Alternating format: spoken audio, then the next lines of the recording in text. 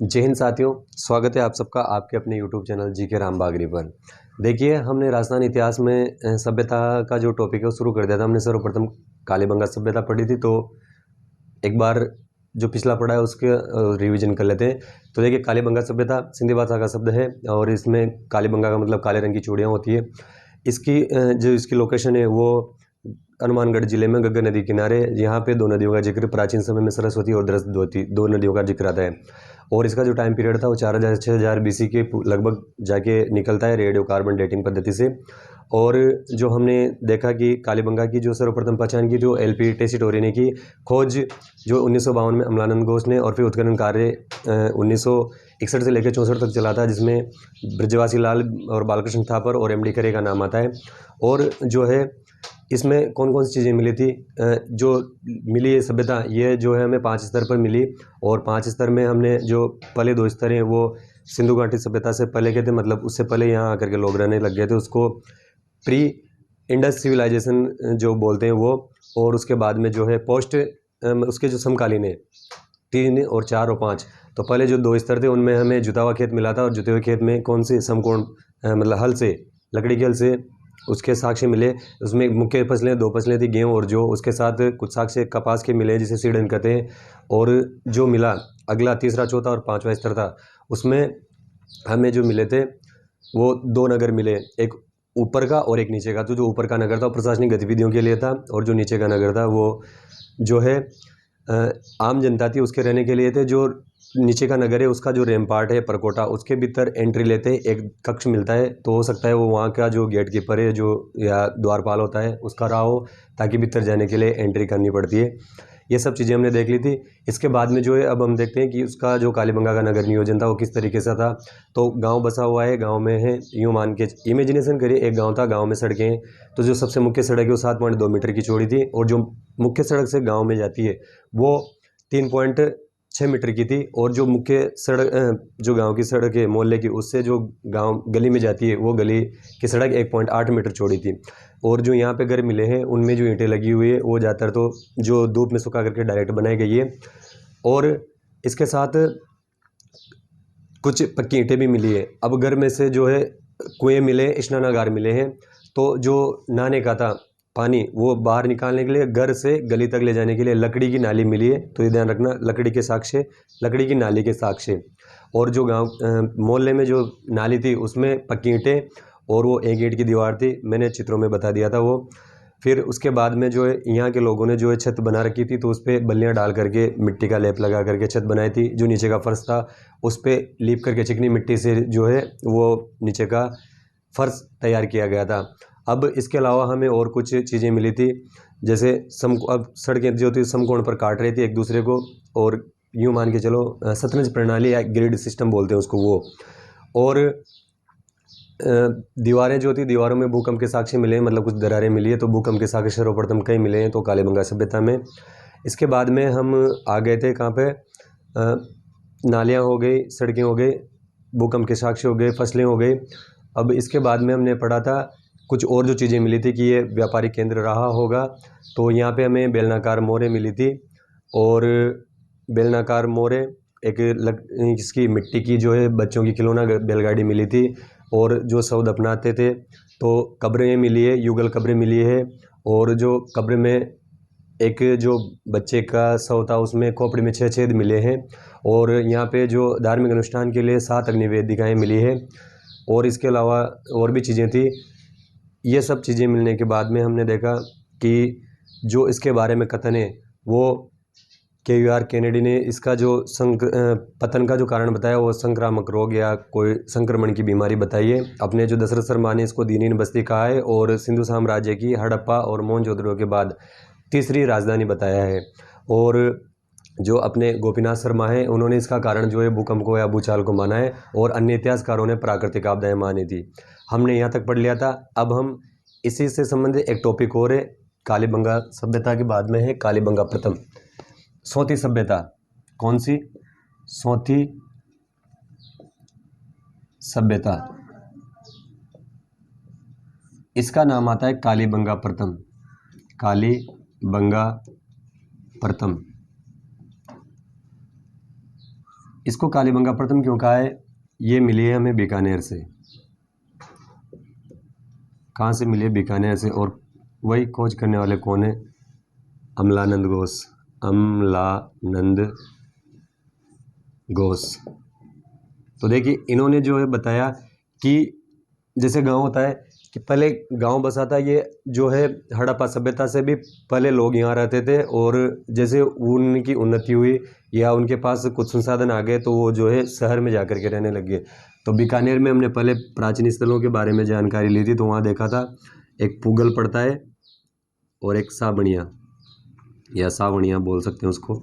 ये दो गांव मिले थे हमें। देखिए इसके दो स्थल मिले हैं, पुगल और सावणिया। तो के इन्होंने जो बताया इसको सौती सभ्यता को जो है या कालीबंगा प्रथम, इसको जो हड़प्पा सभ्यता है उसका उद्गम स्थल माना है इन्होंने। हड़प्पा सभ्यता का उद्गम स्थल ये माना है। कैसे? कि भाई गांव में लोग रहते हैं तो कुछ जो रहे होंगे जिनके पास संसाधन अवेलेबल हो गए, यहाँ से जाकर कालीबंगा में रहने लग गए, और जो इनका मुख्य गांव ये रहा था। तो दो साइड याद रखिएगा, पुगल और सावणिया। अब ये चीज़ पढ़ ली हमने, सौती सभ्यता, कालीबंगा प्रथम, अमलानंद घोष ने दो। और इसी के कालीबंगा की तरह ही जो एक और सभ्यता में मिली है, पाकिस्तान में है। पाकिस्तान में एक स्थान पड़ता है कोट दीजी। कोट दीजी, तो जो ये है कोट दीजी, ये पाकिस्तान में कालीबंगा की तरह ही बसा हुआ नगर हमें मिला था, सभ्यता। तो ध्यान रखिएगा। अब हम इसके बाद में पढ़ेंगे आहड़ सभ्यता। बाद में हम पढ़ेंगे आहड़ सभ्यता। ठीक है, आज जो अपना मुख्य टॉपिक रहने वाला है वो है आहड़ सभ्यता।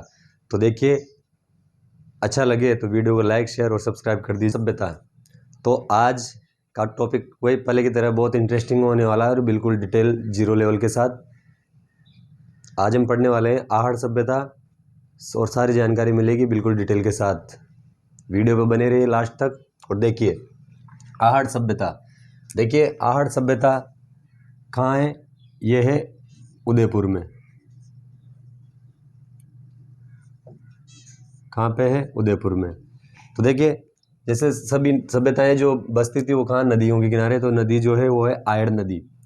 और जब आप ज्योग्राफी पढ़ेंगे तो ज्योग्राफी में इसी का जो नाम है वो बेड़च मिल जाएगा।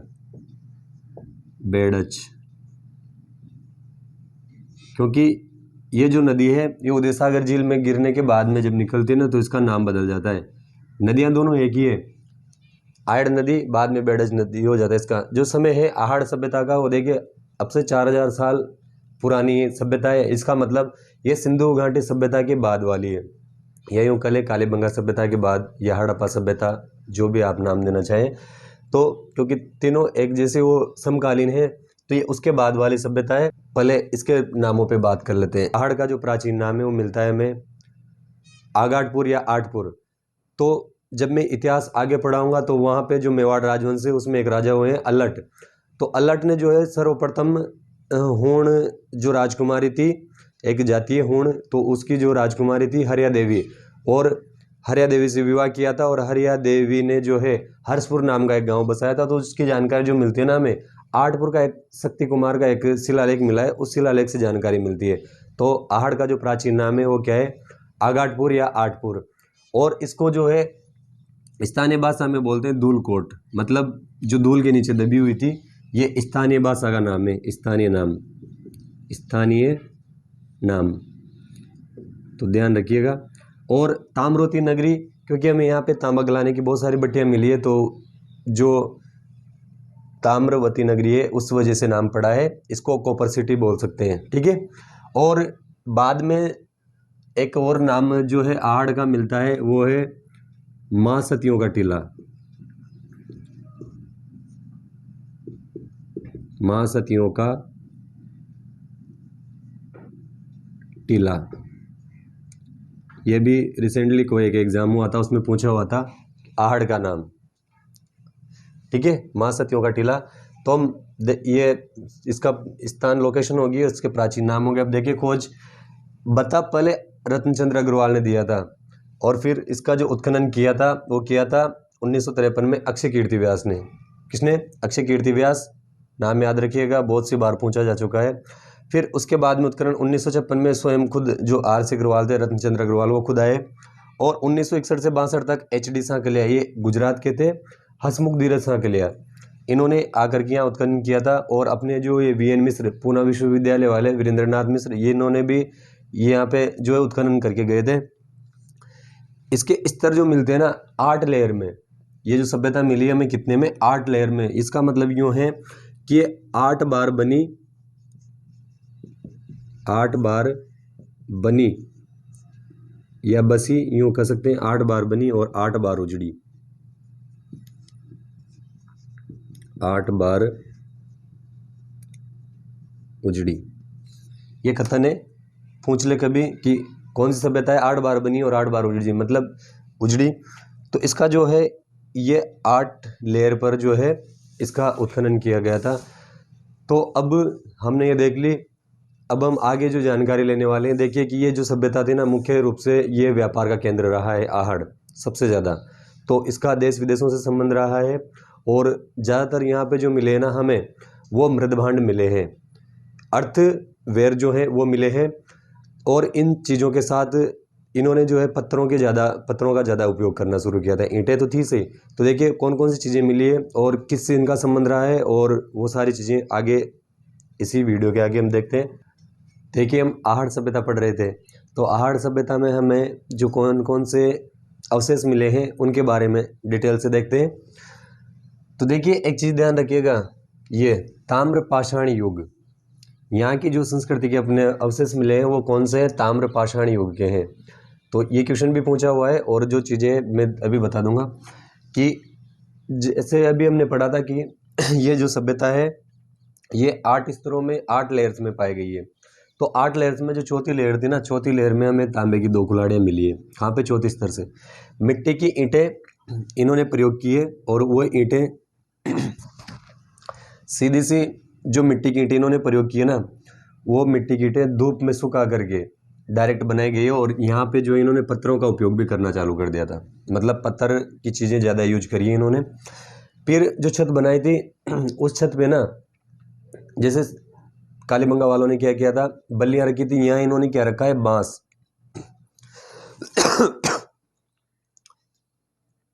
सॉरी, जो यहाँ छत मिली है ना, वो छत किसकी है? बांस की। बांस के ऊपर मिट्टी का लेप लगा करके, मतलब जो छत बनाए बस बांस रखे, उसके ऊपर मिट्टी लगा दी। नालियाँ मिली है वही गंदा पानी निकालने के लिए। और ये जो सभ्यता है इसमें सबसे ज़्यादा सर्वाधिक मृदभांड मिले हैं, अर्थवेयर। और जो मृदभांड है वो कौन से हैं? लाल और काले रंग के, लाल और काले रंग के मृदभांड मिले हैं सबसे ज़्यादा। ठीक है, इनके मैं चित्र लगा दूंगा, आप स्क्रीन पर देख सकते हैं साथ के साथ में। तो सर्वाधिक जो मृदभांड मिले हैं वो लाल और काले रंग के हैं। इस वजह से जो है यहाँ पे सबसे ज़्यादा चीज़ें यही मिली है। और मुद्राएं मिली है हमें, और क्या मिला है देखिए, तांबे की अंगूठियाँ और चूड़ियाँ मिली है। और तौल के बाँट, भाई जो आहड़ है वो सबसे प्रमुख मुख्य केंद्र रहा है किसका? व्यापार का। तो जहाँ पे व्यापार और वाणिज्य से संबंधित अगर कोई स्थल है तो वहाँ पे ये चीज़ें मिलना स्वाभाविक है। तौल के बाँट, ये कॉमन सेंस वाली बातें। तांबा गलाने की भट्टियाँ हमने देख लिया था। ठप्पे, ठप्पों से एक चीज़ है कि यहाँ का जो ठप्पे जानते हो, तांबा गलाने की भट्टियाँ, ठप्पे, ठप्पे जो कपड़ों पे लगाते हैं, जैसे भी अपने जयपुर में सांगानेरी बगरू प्रिंटर है, वो वहाँ पे ठप्पे लगा करके बनाते हैं। तो इन ठप्पों से जो है, जो ये वुड ब्लॉक होते हैं, इनसे रंगाई छपाई का, किसका? रंगाई छपाई। तो रंगाई छपाई का जो कार्य है उसका पता लगता है कि यहाँ के लोग ये काम करते थे। अब देखिए बिजनेस है, कोई व्यापार करता है तो वो देश विदेश से संबंध भी रखता है। उससे पहले देखिए इनकी जो दैनिक पद्धति थी वो कैसी थी कि घर मिले पत्थरों के और ईंटों के बने हुए, और एक घर में 6 चूल्हे मिले हैं। कितने मिले? 6 चूल्हे। अब किताबों में ज़्यादातर हम सबने ये पढ़ा है कि 6 चूल्हे मिले, तो इतिहासकारों ने ये क्या पता लगाया, या तो ये जो है संयुक्त परिवार, संयुक्त परिवार या फिर सामूहिक भोजन, सामूहिक भोजन, सामूहिक भोजन की व्यवस्था थी कि यहाँ पर। ये मेरे थोड़ा सा समझ हजम नहीं हुई ये बात है। कैसे कि अभी भी गांव में अगर देखोगे आप, जहाँ पर भी संयुक्त परिवार रह रहे हैं ना, तो वहाँ भले परिवार सारा रह रहा है लेकिन जो खाना बनता है ना वो एक ही चूल्हे पर बनता है। और इन्होंने ये किस आधार पे बताया पता नहीं। और गांव में एक चीज़ और प्रचलन में, जैसे अगर मान लो कोई बात होती है और परिवार अलग अलग होते हैं, एकल परिवार में बढ़ जाता है। ऐसे परिवार तो यूँ कहते हैं कि चूल्हा अलग हो गया कि उसका मतलब वो खाना अलग बनाने लग गए। अब एक ही जगह 6 चूल्हे मिले तो फिर ये किस हिसाब से उन्होंने कहा है, लेकिन बता दिया कि संयुक्त परिवार ये अनुमान है सिर्फ। हो सकता है जिन इतिहासकारों ने लिखा है वो ऐसे हाई फैमिली से रहे हों जिन्हें इन चीज़ों के बारे में या ग्रामीण चीज़ों के बारे में पता ना हो। एक चीज़ मुख्य तौर पे विशेष तौर पे ध्यान रखिएगा, चावल कि आहड़ सभ्यता के जो लोग हैं वो चावल से बहुत अच्छी तरीके से परिचित थे। किससे? चावल से। तो चावल के अच्छी तरीके के जो मतलब परिचय था इनका, ये दैनिक आवश्यकताओं में इसको उपयोग करते थे। चावल के जो अवशेष हैं ना, हमें वो लोथल से भी मिलते हैं। कहाँ से? लोथल, जो गुजरात थी, वो भारतीय इतिहास में है। तो लोथल और एक आहड़, यहाँ से चावल के अवशेष मिले हैं। और एक शब्द और, एक एनसीईआरटी की बुक है उसमें दे रखा है रकाबियाँ, शायद 6वीं या 7वीं की कोई बुक है, उसमें मैंने ये शब्द पढ़ा था रकाबियाँ, आहड़ सभ्यता संबंध। तो इस चीज़ को तो विशेष तौर पर नोट डाउन कर लेना, अगर वो कभी पूछ ले, पूछा तो नहीं गया लेकिन पूछ ले। रकाबियाँ क्या होता है? जो मिट्टी के कटोरी नुमा जो प्याले होते हैं या कोई कटोरी नुमा जो बर्तन होता है ना, उनको बोलते हैं रकाबियाँ। होता किसका है? मिट्टी का। और बिना हत्थे के जलपात्र जो हमें कहाँ से मिले? आहड़ से। वो ईरानी जो पात्र है, मतलब जो वाटर पॉट मिला है वो बिना हत्थे का है। वैसे उठाने के लिए एक हत्था चाहिए, लेकिन यहाँ पे बिना हत्थे का जलपात्र मिला है। और ये से जलपात्र कहाँ यूज होते थे? ईरान में। पूर्वी ईरान और बलूचिस्तान की जो सभ्यता है वहाँ पे हमें से मिले थे। तो ये दर्शाता है कि कोई आदमी व्यापार करने के लिए वहाँ गया होगा, तो पहले वस्तु विनिमय, व्यापार में जो है वस्तु विनिमय का जो है नियम था। चीज़ों के बदले चीज़ें आपस में आदान प्रदान करते थे। तो हो सकता है किसी ने किसी वस्तु के बदले ये चीज़ दे दी हो, तो ये भी हमें यहाँ मिला है, वो मैं बता दूंगा। एक सिलबट्टा मिला है, सिलबट्टा। सिलबट्टा जानते हो? भाई गांव वाले तो सब जानते हैं इस चीज़ को, पर हो सकता है जो सिटी में रह रहे हो वो इस चीज़ के बारे में जानते हो। अपने मेरे गांव के जो आसपास लोग हैं ये ज़्यादातर अभी भी सभी यूज करते हैं। गांव में तो लगभग सभी यूज करते हैं। हाड़ौती में बोलूँ तो सीधी सी बात है, सलावटी। मतलब जिस पत्थर पे हम मसाला पीसते हैं उसको बोलते हैं सिलबट्टा। और पत्थर की चक्की पहले जो है, जैसे भी आटा मिलता है वैसे नहीं था, अनाज जो था उसको पत्थर होता है उस चक्की में पीस करके जो है आटा बनाते थे। तो पत्थर की चक्की भी यहाँ मिली है। इस वजह से पता चलता है कि इन्होंने पत्थरों का उपयोग ज़्यादा करना शुरू कर दिया था। एक बैल की जो है टेराकोटा की जो मूर्ति मिली है, मतलब मरण मूर्ति, तो ये जो मिली है इस तरह के बैलों की मूर्ति हमें बनास जो नदी है उसके आसपास सब जगह मिली है। ठीक है, तो बनास नदी के आसपास मिली है, तो इसको जो नाम दिया उन्होंने बनासियल बुल। बनासियल बुल का मतलब होता है सांड, और ये तो बनासियल बुल की संज्ञा दी है इसको। एक मरण मूर्ति मिले। कुएं जो मिले ना चक्रकूप पद्धति से, मतलब ये पानी जो यूज करते थे वो, और कुछ पानी को इकट्ठा करने के लिए भी गड्ढा खोद कर रखते थे। एक मिला है झावा। ये बहुत इंटरेस्टिंग चीज़ है। देखिए ये झावा, अभी तो हम क्या है मेल छुड़ाने के लिए बहुत सारे ब्रश वगैरह बहुत सारी चीज़ें आएगी शरीर साफ करने के लिए। पहले के लोग क्या है, वो मैं जब इस चीज़ के बारे में क्लास कर रहा था मुझे पता चला कि जो शरीर का मेल निकालने के लिए चीज़ होती है ना, वो ये चीज़ झावा जो है, जैसे कोई अभी गिलकी है, अब गिलकी सूखने के बाद में जो उसका बित्तर का बचता है ना, मैं आपको बता दूंगा, फोटो देख लीजिएगा। तो उससे मेल साफ करने के लिए और बर्तन मांजने के लिए काम लेते थे, लेकिन इन्होंने जो है इसको विशेष तौर पे शरीर का मेल निकालने के लिए काम लिया है, झावा। अब ये चीज़ हो गई। अब देखिए विदेशों से संबंध रहे हैं तो विदेशों की चीज़ें भी मिलेगी।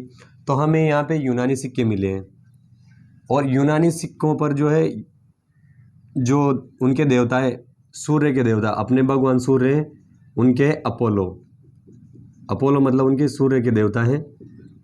तो अपोलो का चित्र मिला है। और ये जो लोग हैं, जब आदमी की जो है डेथ हो जाती थी तो ये शव को दफनाते थे, और दफनाते थे ना तो उसके साथ आभूषण मिले, मतलब कब्र में आभूषण मिले। इससे ये पता लगता है कि या तो वो आदमी अमीर रहा होगा, भाई जिसके पास आभूषण किसके पास होते हैं, जो ज़्यादा पैसे वाला होता है उसके पास, तो या तो आभूषण वो अमीर रहा होगा, या फिर इनकी जो पद्धति है अपनी, जैसे भी हिंदू धर्म में ये मुख्य आइडियोलॉजी है कि पुनर्जन्म में विश्वास रखते थे। तो इस चीज़ से क्या पता चलता है, इनका पुनर्जन्म में विश्वास रखते थे ये लोग। तो अभी भी है कि लोगों का पुनर्जन्म होता है। तो और कुछ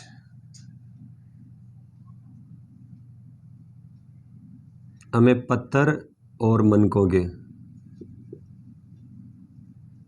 ये आभूषण भी मिले हैं। तो देखिए बहुत अच्छी चीज़ें हैं, हमने देख लिया। देखिए इस सभ्यता में जो मैंने परिचय में बताया ना कि सर्वप्रथम 1953 में अक्षय कीर्ति व्यास ने उत्खनन किया और एक रत्नचंद्र अग्रवाल। तो उन दोनों में जो है एक थोड़ा सा कन्फ्यूजन है, एक एग्जाम में पहले भी कोई क्वेश्चन पूछा हुआ है वहाँ से। तो खोज में अगर वो डायरेक्ट रत्नचंद्र अग्रवाल नाम ना दे तो 1953 में जिन्होंने खोजा है फिर वो नाम सही रहेगा। 1953 में अक्षय कीर्ति व्यास वो रहेगा, और रत्नचंद्र अग्रवाल दे दे तो वो भी सही है। दोनों चीज़ें हैं, वो शब्दों का जो क्वेश्चन की प्रकृति उसके ऊपर डिपेंड करता है। ठीक है, तो आज हमने जाना आहट सभ्यता के बारे में। ये कहाँ है? उदयपुर में आहट सभ्यता, आयड़ नदी के किनारे। इसके प्राचीन नाम क्या क्या है? आठपुर, आगाटपुर और धूलकोट इसका जो स्थानीय नाम है। इसे माँ सत्यों का टीला भी कहा जाता है। और किसने खोज की, कौन कौन थे, वो सारी चीज़ें हमने जानी है। अब देखते हैं, अगले वीडियो में मिलते हैं एक और नए टॉपिक के साथ। अगर अच्छा लगे तो वीडियो को लाइक, शेयर और सब्सक्राइब करते रहिए। आपका प्यार इसी तरह बनाए रखिए। मिलते हैं अगले वीडियो में, तब तक के लिए जय हिंद।